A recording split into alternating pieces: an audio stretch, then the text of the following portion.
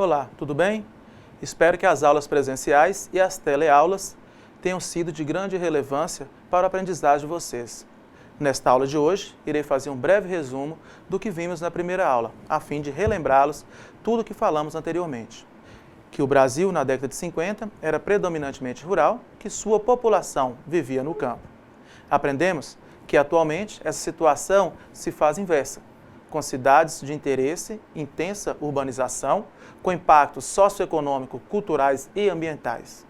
A urbanização brasileira se deu de maneira rápida, proporcionada também pela industrialização do país, ocasionando o êxodo rural e a crescente população nas cidades. Em resumo geral, vimos a metropolização no Brasil e seus impactos sociais e econômicos, o que não foram poucos, causando consequências, o surgimento e a evolução das cidades.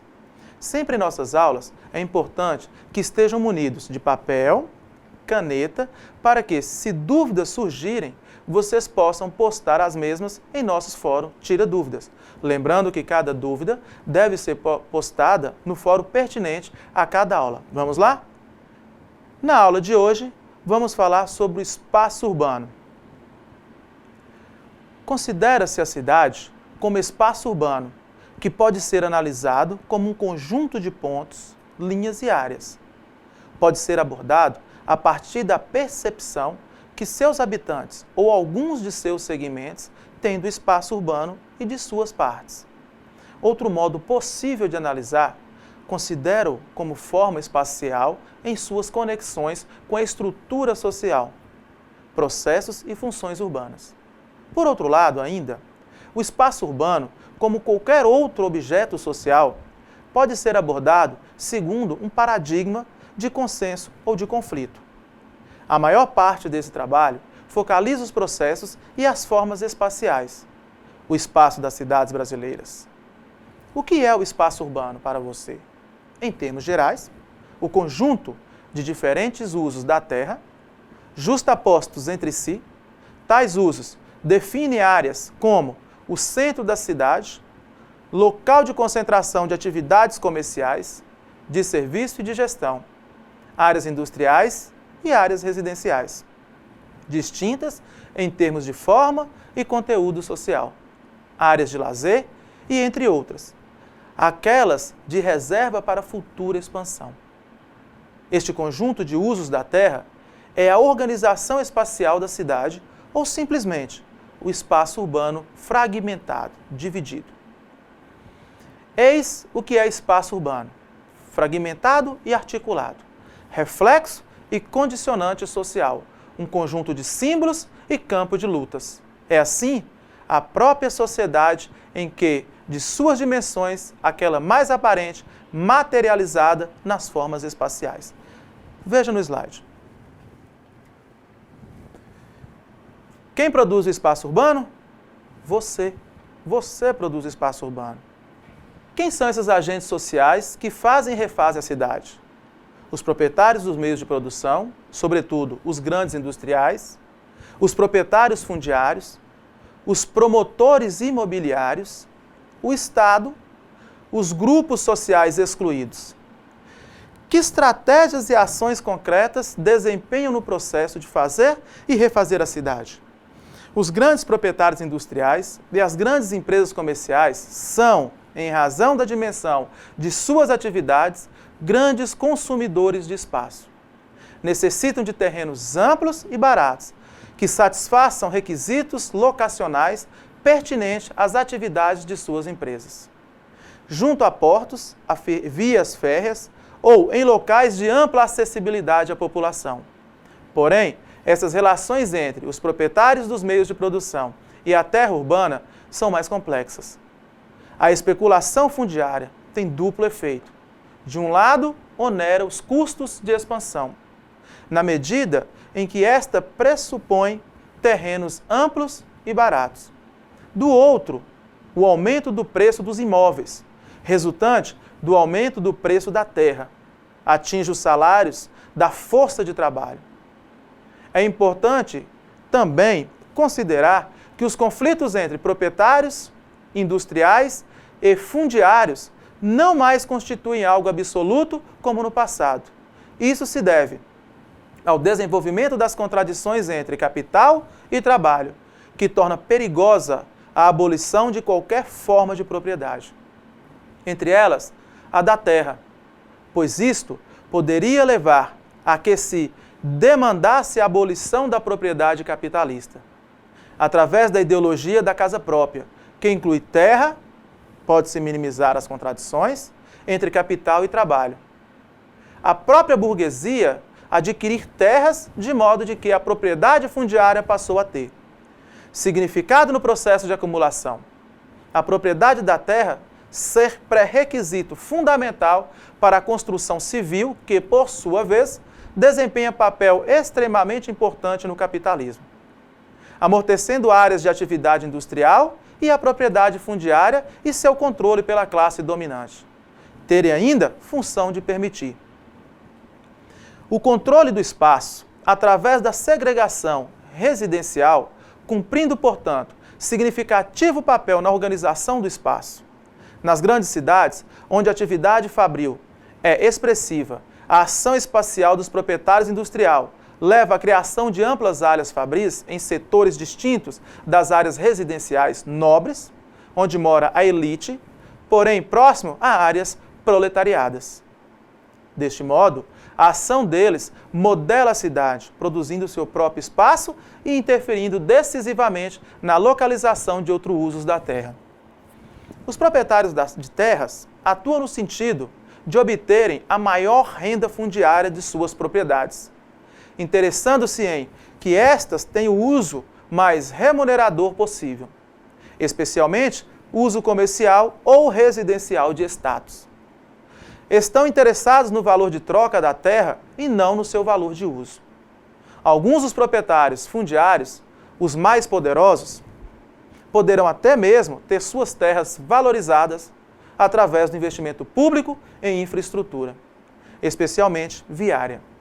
A demanda de terras e habitações depende do aparecimento de novas camadas sociais, que tenham rendas, capacidades a participar do mercado de terras e habitações. Depende ainda da política que o Estado adota para permitir a reprodução do capital, como o reforço do aparelho estatal pelo aumento do número de funcionários e através da ideologia da casa própria. Os diferenciais das formas que a ocupação urbana na periferia assume são, em relação ao uso residencial, o seguinte: urbanização de status e urbanização popular, variando de acordo com a localidade da área. Aquelas bem localizadas são valorizadas por amenidades físicas, como mar, lagoa, sol, verde e etc. E age pressionando o Estado, visando a instalação de infraestrutura. Tais investimentos valorizam a terra e campanhas publicitárias, exaltando as qualidades da área, são realizadas ao mesmo tempo e, consequentemente, seu preço sobe. Estas terras são destinadas à população de status. Como se trata de uma demanda solável, é possível aos proprietários tornar-se também promotores imobiliários. Loteiam, vendem e constroem casas de luxo. E com isso, os bairros fisicamente periféricos não são mais percebidos como estando localizados na periferia urbana, pois, afinal de contas, bairros de status não são socialmente periféricos. Como exemplos, as cidades litorâneas como Rio de Janeiro, Salvador, Recife e Fortaleza são frutos das valorizações fundiárias. Naquelas mal localizadas e sem amenidades, serão realizados loteamentos. As habitações serão construídas pelo sistema de autoconstrução ou pelo Estado, que aí implanta enormes e monótonos conjuntos habitacionais, que ocasionam vários distúrbios sociais. Por promotores imobiliários, entende-se um conjunto de agentes que realizam parcialmente ou totalmente as seguintes operações: incorporação, financiamento, estudo técnico, construção ou produção física do imóvel e comercialização ou transformação do capital mercadoria em capital dinheiro, agora acrescido de lucro, que é o fundamental. Quais são as estratégias dos promotores imobiliários? Produzir habitações com inovações, com valor de uso superior às antigas, obtendo-se, portanto, um preço de venda cada vez maior, o que amplia a exclusão das camadas populares. É possível haver a produção de habitações para os grupos de baixa renda? Quando esta produção é rentável? É rentável se são superocupadas por várias famílias ou por várias pessoas solteiras que alugam um cômodo. É rentável se a qualidade da construção for péssima, com seu custo reduzido ao mínimo? É rentável quando se verifica enorme escassez de habitações, elevando os preços a níveis insuportáveis. A estratégia basicamente é a seguinte: dirigir-se, em primeiro lugar, à produção de residências, para satisfazer a demanda solvável. E depois, obtém-se a ajuda do Estado no sentido de tornar solvável a produção de residências para satisfazer a demanda não solvável. Exemplos: BNH, Coabs, FGTS. As estratégias dominantes de construir habitações para a população que constitui a demanda solvável têm um significativo rebatimento especial. De fato, a ação dos promotores se faz correlacionada a preço elevado da terra de alto status do bairro, acessibilidade, eficiência e segurança dos meios de transportes, amenidades naturais ou socialmente produzidas, e esgotamento dos terrenos para a construção e as condições físicas dos imóveis anteriormente produzidos. A atuação espacial dos promotores se faz de modo desigual, criando e reforçando a segregação residencial que caracteriza a cidade capitalista. E na medida em que os outros setores do espaço produzem conjuntos habitacionais populares, a segregação é ratificada. O Estado atua também na organização espacial da cidade. Sua atuação tem sido complexa e variável, tanto no tempo como no espaço, refletindo a dinâmica da sociedade da qual é parte constituinte. O Estado dispõe de um conjunto de instrumentos que pode empregar em relação ao espaço urbano. São os seguintes: direito de desapropriação e precedência na compra de terras, regulamentação do uso do solo, controle de limitação dos preços das terras, limitações da superfície da terra de que cada um pode se apropriar, impostos fundiários e imobiliários, que podem variar segundo a dimensão do imóvel, do uso da terra e localização. Taxação de terrenos livres, levando a uma utilização mais completa do espaço urbano. Mobilização de reservas fundiárias públicas, afetando o preço da terra e orientando especialmente a ocupação do espaço. Investimento público na produção do espaço, através de obras de drenagem, desmontes, aterros e implantação de infraestrutura, organização de mecanismos de critérios e créditos à habitação, e pesquisas, operações, testes como materiais e procedimento de construção, bem como o controle de produção e do mercado deste material. Os grupos sociais excluídos são aqueles que não possuem renda para pagar aluguel de uma habitação digna e muito menos para comprar um imóvel. Este é um dos fatores que, ao lado do desemprego, doenças, subnutrição, delineiam a situação social dos grupos excluídos. A estas pessoas restam como moradia cortiços, sistemas de autoconstrução, conjuntos habitacionais fornecidos pelo agente estatal e as degradantes favelas. As três primeiras possibilidades habitacionais pressupõem uma vinculação a um agente sem, no entanto, ocasionar a transformação da camada populacional excluída em agente modelador do espaço urbano. É na produção da favela, em terrenos públicos e privados, que os grupos sociais excluídos tornam-se efetivamente agentes modeladores. A ocupação destes terrenos que dão ensejo à criação das favelas é uma forma de resistência à segregação social e sobrevivência ante a absoluta falta de outros meios habitacionais. A aparente desprovida de qualquer elaboração espacial, as favelas acrescentam uma lógica que inclui aproximadamente a mercados de trabalho. Outro fenômeno observado é a progressiva urbanização da favela, até se tornar um bairro popular. Isso se explica pela ação dos moradores que pretendem a melhoria das condições de vida, conjuntamente com o Estado que, por motivos diversos, destina-se recursos à urbanização das favelas. No processo de produção concreta de um bairro residencial ou de um distrito industrial, vários agentes estão presentes. Como exemplo, o bairro de Copacabana. Desde a década de 1870, são verificadas tentativas de valorização fundiária da área, entretanto, de início mal sucedidas. A partir de 1892, iniciou-se a valorização do local, resultante de uma aliança de interesses comuns, firmada entre proprietários fundiários, promotores imobiliários, bancos e empresas industriais e comerciais. O Estado fazia-se presente pelos interesses comuns no poder.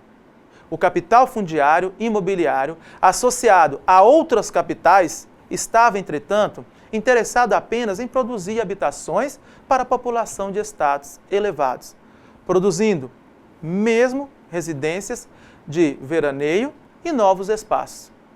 Do exposto, dessume-se de que, a partir de fins do século XIX, a cidade tornou-se objeto de lucro.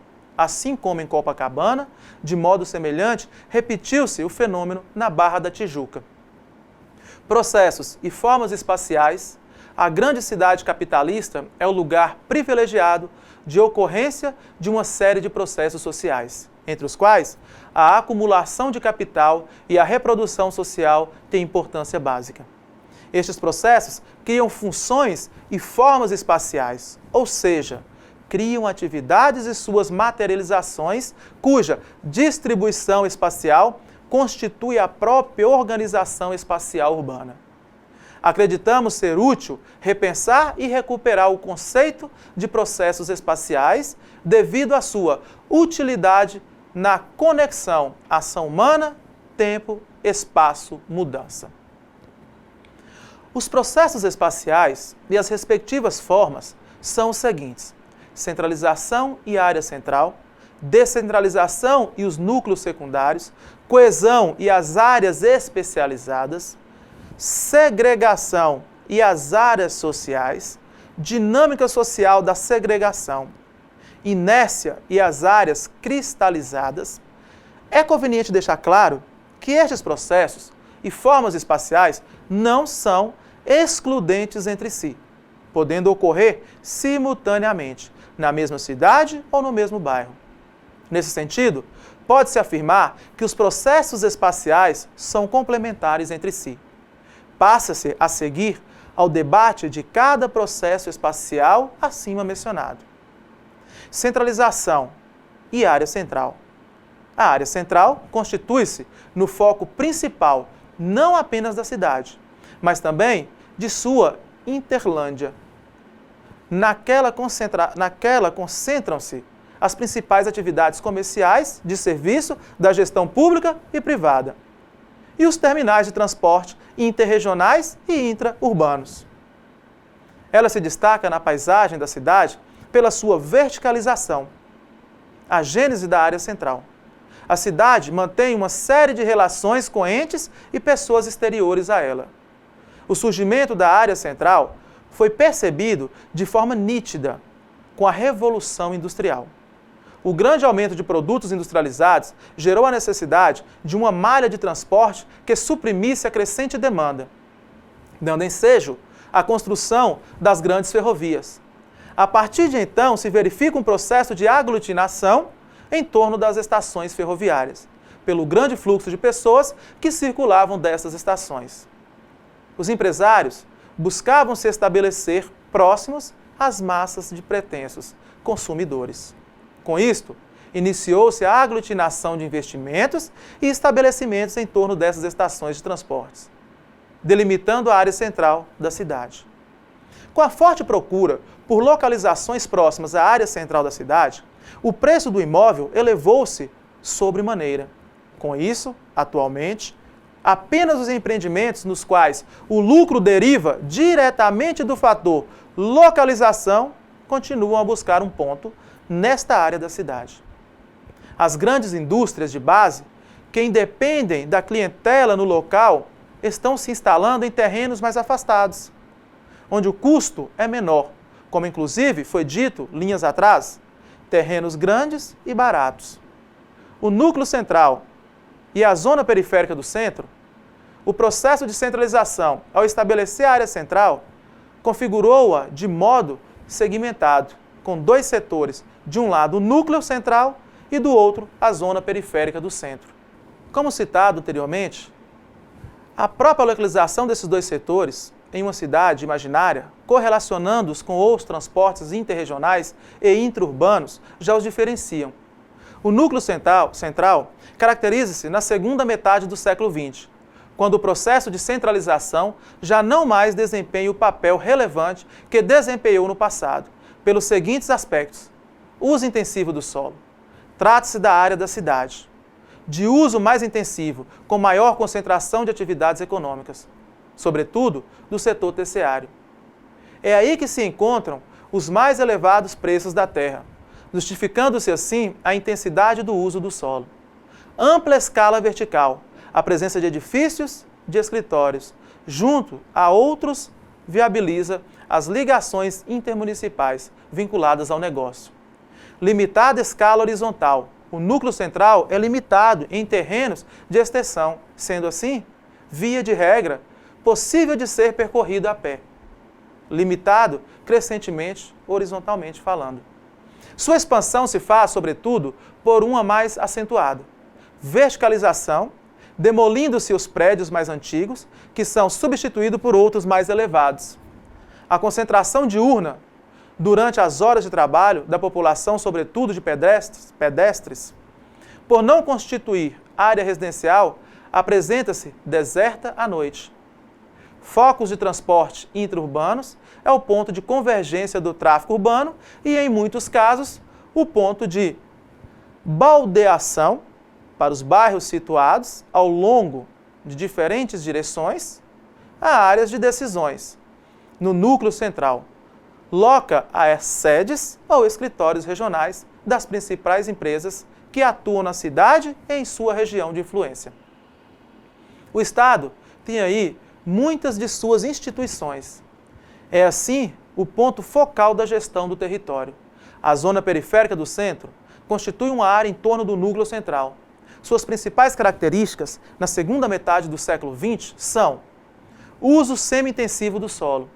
As atividades que aí se encontram são, sobretudo, o comércio atacadista, o armazenamento e as indústrias leves, a terrenos abandonados, transformados em muitos casos em estacionamentos. Essas atividades são fortemente vinculadas às do núcleo central e em toda a cidade, beneficiando-se a acessibilidade que o conjunto da área central desfruta. A ampla escala horizontal, as atividades aí localizadas ocupam prédios baixos, sendo fortemente consumidoras de espaço. Limitado crescimento horizontal. Seu crescimento restrito deve-se primeiramente ao fato de muitas das novas empresas e atividades criadas recentemente já não necessitam mais desta localização. A área residencial, caracterizada por residências populares e de baixa classe média, muitas delas deterioradas, como cortiços, onde reside parcela da população que trabalha na área, foco de transporte interregionais, a área constitui-se no mais importante foco da circulação interregional. Aí se localizando os terminais ferroviários e rodoviários, justificando a presença de numerosos depósitos, garagens e hotéis baratos. Descentralização e os núcleos secundários. Descentralização e os núcleos secundários aparecem como uma medida das empresas visando eliminar as deseconomias geradas pela excessiva centralização da área central. De outro lado, resulta de uma menor rigidez locacional no âmbito da cidade. Em razão do aparecimento de fatores de atração em áreas não centrais, fatores de repulsão da área central, aumento constante do preço da terra, impostos e aluguéis afetando certas atividades que perdem a capacidade de se manterem localizadas na área central. Congestionamento e alto custo do sistema de transporte e comunicações que dificulta e onera as interações entre firmas. Dificuldade de obtenção de espaço para expansão. Restrições legais, implicando ausência de controle do espaço, limitando, portanto, as ações das firmas. Ausência ou perda de amenidades. A descentralização verifica-se quando há ou são criadas alterações em áreas não centrais, como as seguintes: terras não ocupadas, a baixos preços impostos, infraestrutura implantada, facilidade de transporte, qualidades atrativas do sítio como topografia e drenagem, possibilidades de controle do uso da terra, anemidades. A descentralização está associada ao crescimento da cidade, tanto em termos demográficos como espaciais. Com isso, a grande e moderna fábrica não depende mais das extremidades da área central. Para realizar todas essas operações, sua grande escala é suficiente para justificar que nela própria sejam produzidas algumas matérias-primas e bens intermediários, ou a localização de outras fábricas e serviços junto de si. Pode, assim, localizar fora da área central, adicionando outras vantagens com o custo do terreno e a proximidade da força de trabalho. A sede social da empresa, no entanto, pode localizar-se na área central. Os modernos meios de comunicação levam a uma flexibilidade locacional, até mesmo das atividades de gestão. O significado de descentralização. A descentralização torna o espaço urbano mais complexo, com vários núcleos secundários de atividades. Para o consumidor, gera economia de transporte e tempo. O capital industrial, além das vantagens da nova localização, tem grandes lucros com a troca de terrenos com grandes diferenças de preço. Este fenômeno tende a fazer desaparecer, ou pelo menos, dificultar a sobrevivência das pequenas empresas que não têm estrutura para enfrentar o processo descentralizador. De outro lado, as grandes empresas com pontos de vendas em vários locais atuam como agente acumulador de capital, iniciando o ciclo no salário dos empregados. Por fim, a descentralização apresenta ótima oportunidade para os promotores imobiliários, com a abertura de novos mercados. Citamos como exemplo os shopping centers. A seletividade da descentralização. A seletividade verifica-se nos seguintes tipos. Em termos de atividades, algumas se descentralizam mais, como as indústrias, enquanto outras são pouco tendentes à descentralização, como a de direção de negócios. Em termos temporais, em relação à indústria, descentralizam-se, primeiramente, aquelas que são consumidoras do espaço ou poluentes. Em termos de divisão territorial do trabalho, atividades que comportam várias funções complementares, mas com demandas diferentes de espaço e capacidades distintas de pagar pela terra que ocupam. Realizam uma descentralização seletiva, selecionam. Abandonam o centro, a fábrica e o depósito, ali permanecendo a sede das empresas industriais e comerciais. Em termos de trabalho da cidade, a descentralização começa a se verificar a partir de uma dimensão urbana que, no entanto, pode variar em razão de peculiaridade do sítio urbano, no sistema de transporte, das funções urbanas e do nível de renda da população. Em termos de territórios, certos setores da cidade são mais procurados do que outros pela sociedade. A partir de meados do século XIX, a industrialização vai gerar dois padrões locacionais, intra-urbanos. De um lado, um padrão envolvendo áreas que eram periféricas, mas não distantes do espaço urbanizado de modo contínuo. Tal padrão tinha na indústria têxtil um bom exemplo. Tratava-se de fiações e tecelagens localizadas junto a fontes de energia hidráulica e de suas águas límpidas necessárias às suas diversas operações fabris. Isoladas da cidade, tais indústrias tinham junto a si uma força de trabalho cativa, residindo em vilas operárias. Criou-se assim um espaço industrial contínuo de lugar de produção e de residência. Em breve, esse espaço seria efetivamente incorporado à cidade, tornando-se um bairro ou um subúrbio. O segundo padrão, locacional, envolvia as indústrias que não eram dependentes da força hidráulica. Tais indústrias localizavam-se no espaço que hoje constitui a área central.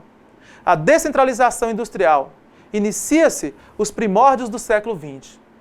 As deseconomias externas da área central, a introdução de novas técnicas produtivas e o aumento da escala de produção, que exigiam terrenos maiores, tornaram para muitas indústrias impraticável uma localização na área central.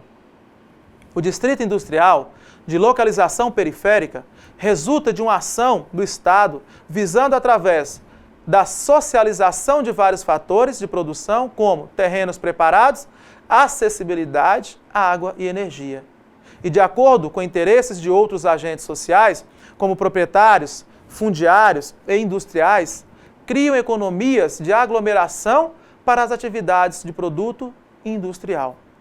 Na estrutura descentralizada da atividade industrial, há ainda numerosas pequenas e médias indústrias, distribuídas por quase toda a cidade. Exemplo, as que produzem grandes portões, esquadrias metálicas no Rio de Janeiro. Coesão e as áreas especializadas. O processo de coesão pode ser definido como aquele movimento que leva as atividades a se localizarem juntas, é sinônimo de economias externas de aglomeração. A coesão ou magnetismo funcional é verificado em relação às atividades que, apesar de não manterem relação entre si, como as lojas varejistas de mesma linha de produtos, que formam um conjunto funcional que cria um monopólio espacial, atraindo consumidores. As ruas especializadas em móveis ou autopeças são exemplo deste fenômeno, mesmo sendo de natureza distinta, estão localizadas juntas umas das outras, formando um conjunto coeso que pode induzir o consumidor a comprar outros bens que não faziam parte de seus propósitos.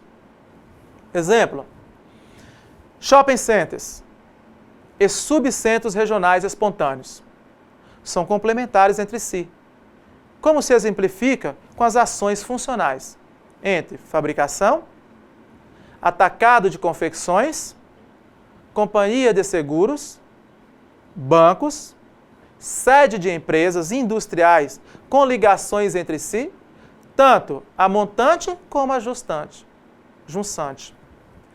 Juntas, criam economias de escala. Exemplos, pequenas indústrias que sozinha não teria escala suficiente para atraírem outros industriais, empresas de transportes e serviços de reparação de máquina. Exigem contatos pessoais face a face.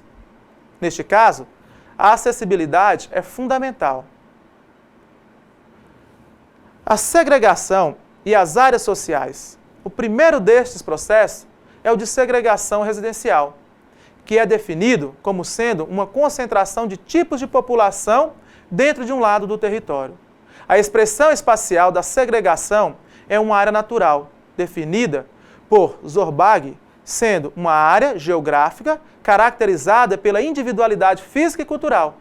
Seria ela resultante do processo de competição impessoal que geraria espaços de dominação dos diferentes grupos sociais, replicando ao nível da cidade de processos que correm no mundo vegetal. Ao conceito de áreas naturais, aparece mais tarde, parcialmente liberado de suas raízes naturalistas, o conceito de áreas sociais, definido por Chevik e Bell, como sendo áreas marcadas pela tendência à uniformidade da população em termos de 3 conjuntos de características: status socioeconômico, urbanização e etnia, que é o terceiro.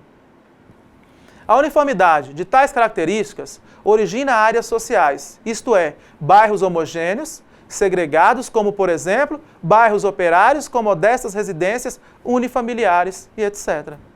A segregação residencial é uma realidade, um processo que se origina a tendência a uma organização espacial em áreas de forte homogeneidade social, interna e de forte disparidade entre elas, conforme aponta Castells. Trata-se, portanto, de um processo que caracteriza a cidade, e não apenas a cidade capitalista. Ainda que sob a égide do capitalismo, a segregação assume novas dimensões espaciais. Segregação e classes sociais. A segregação residencial é uma expressão espacial das classes sociais. Para se compreender isso melhor, é importante que se conheça como no capitalismo as classes sociais foram estruturadas. Há 3 forças básicas que estruturam as classes sociais. Uma força primária, capital e trabalho. Uma força residual, contato entre o modo de produção dominante e subordinado. Forças derivativas que emergem devido às necessidades de preservar os processos. Acumulação de capital através de inovação tecnológicas e controlar as mudanças na organização social. Tais forças geram fragmentação da classe capitalista e proletariada, devido à divisão do trabalho, e especialização funcional. Classes distintas de consumo, visando a uma demanda variável e contínua. Aparecimento de uma classe média burocrata, desvios de consciência de classe e projeção ideológica. Controle sobre a mobilidade social através da criação de barreiras. Vejamos o slide. Porém, como se verifica o rebatimento no espaço das classes sociais fragmentadas? Verifica-se, basicamente, devido ao diferencial da capacidade de cada grupo social que tem para pagar pela residência que ocupa, a qual apresenta características diferentes no que se refere ao tipo e à localização. Em relação ao onde morar, é preciso lembrar que existe um diferencial espacial na localização de residências vistas em termos de conforto e qualidade. Esta diferença reflete, em primeiro lugar, um diferencial no preço da terra, que é a função da renda esperada, que varia em função da acessibilidade e das amenidades. Quem produz a segregação? Já vimos o papel do Estado na segregação residencial. Subjacente à ação estatal está a classe dominante, ou algumas de suas frações. Sua atuação se faz um lado, através da autossegregação, na medida em que ela pode efetivamente selecionar para si as melhores áreas, excluindo-as do restante da população. Irá habitar onde desejar. A expressão dessa segregação da classe dominante é a existência de bairros suntuosos e, mais recentemente, dos domínios exclusivos e com muros e sistemas próprios de vigilância, dispondo de áreas de lazer e certos serviços de uso exclusivo entre eles. Em alguns casos, o serviço de escolas públicas eficientes. A segregação residencial pode ser vista como meio de reprodução social e, nesse sentido, o espaço social age como elemento condicionador sobre a sociedade. Enquanto o lugar de trabalho, fábricas e escritórios constituem o local de produção, as residências e os bairros, definidos como unidades territoriais e sociais, constituem-se no local de reprodução. Assim, a segregação residencial significa não apenas um meio de privilégios para a classe dominante, mas também um meio de controle e de reprodução social para o futuro. O próprio modelo foi formulado em 1841. Este generalizava a maneira como os grupos sociais estavam distribuídos nas cidades da Europa continental, numa época em que os efeitos do capitalismo sobre a organização espacial não se faziam sentir plenamente. Tratava-se, na realidade, da cidade pré-industrial.